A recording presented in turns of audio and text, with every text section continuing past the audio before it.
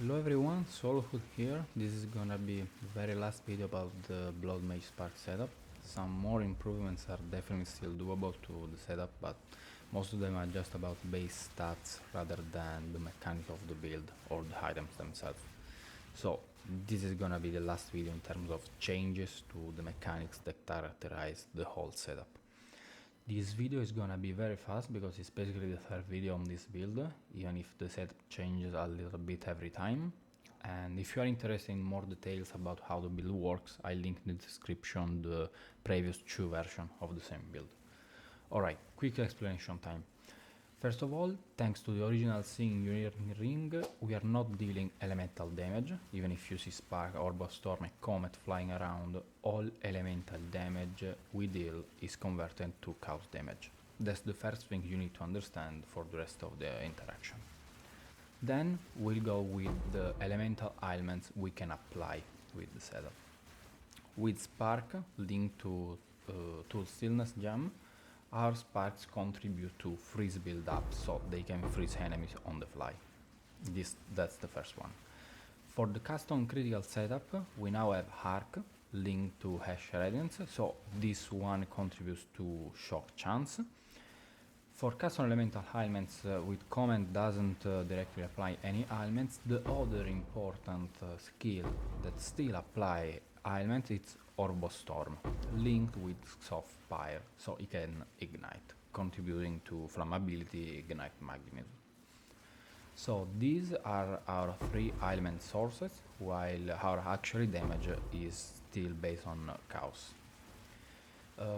Quick mention about the debuff. We use the spare as curse. Remember to use it from the secondary weapon to benefit from the correct passive 3 points, and Withering Presence aura to lower enemy chaos resistances even more. Now, about combat frenzy and charge regulation. These two permanent buffs are often used together. Combat frenzy let us gain charges, especially frenzy charges in this setup, while we freeze enemies, which with our spells happens basically constantly. Then charge regulation consume those charges and turn them into skill speed. Talking about the frenzy charges. During mapping you also see endurance and power charges pretty often, which charge regulation can use to boost defenses and critical hit chance. Finally, the mechanics for taking advantage of elemental ailments, elemental remnants infusion. First of all, we generate elemental infusion with Orb of Storm. When its duration ends, it drops an infusion. And to make infusion generation smooth without relying only on Orb of Storm, we also use Siphon Elements as a source. It creates remnants every time we shock, ignite or freeze a target. Well, actually I have a chance to create a remnants every time we shock, ignite or freeze a target. That happens a lot in map thanks to Arc for shock and Spark for freeze build up. Also during boss fight thanks to Orb of Storm for ignite. We are also using elemental equilibrium, so every infusion we create is randomized, letting us benefit from all three different types of elemental infusion almost in the same amount. Now that we constantly generate remnants, we have to discuss about how we effectively use those remnants to boost our damage. The first one is Spark, which uses the cold infusion, firing projectile in a circle and get enhanced with cold tag damage, which is still converted to chaos in the end.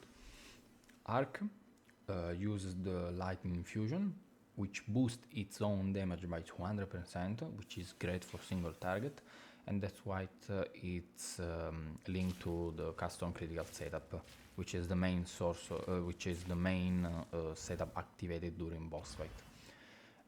Comet, in the end, uses the fire infusion, enhancing its damage and its radius. Finally, very quick note on the defensive side. I won't go too deep. You can check the previous video for details, but basically main layers are first of all the high effective health bulb, effective health pool around 2500 life and 3600 energy shield, which is already very solid by its own. Then Aziri Acuity gloves to instant leech from our crits, paired with Sacrifice of Blood.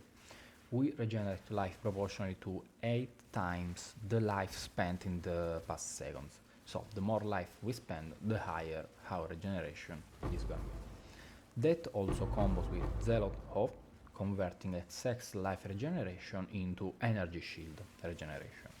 Important note here, remember to anoint fast metabolism on the amulet because we need the life leech effect to keep stacking even if we are at full life. Alright, I think that's enough.